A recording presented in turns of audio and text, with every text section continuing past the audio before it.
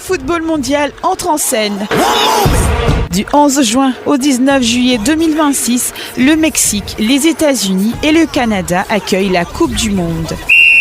Vivez l'événement comme jamais avec l'œil de Tony D sur Arevi Web Radio tous les jours à partir de 7h GMT. Des analyses, de l'émotion, du rythme et toute l'intensité de la compétition. Arevi Radio, votre ami de tous les instants.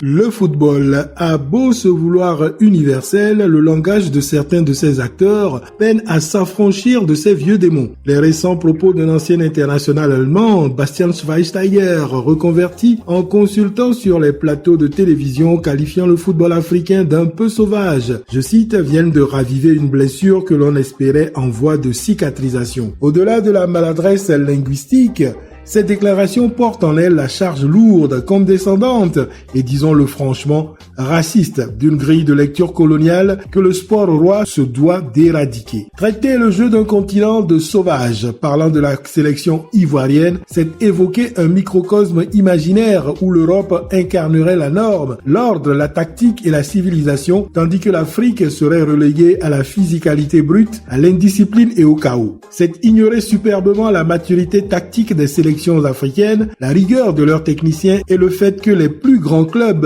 européens carburent aujourd'hui à l'intelligence de jeu de stars formées sur le continent noir. C'est surtout refuser de voir l'autre comme un égal technique. Ce glissement sématique sur un plateau de grande écoute n'est pas un cas isolé. Il révèle la persistance d'un plafond de verre mental chez certains observateurs occidentaux. Quand un joueur européen commet une faute d'engagement, on vante sa grinta ou sa maturité. Quand le même impact vient d'un joueur africain, le cliché du déficit tactique et de l'anarchie reprend immédiatement le dessus. Le football africain n'est ni sauvage ni anarchique. Il est pluriel, technique, passionné et en constante évolution. Face à ce mépris systémique déguisé en expertise footballistique, le silence ou le relativisme des diffuseurs et des instances n'est plus tolérable. Le respect de la dignité des joueurs et des supporters africains exige des sanctions fermes et une condamnation sans ambiguïté.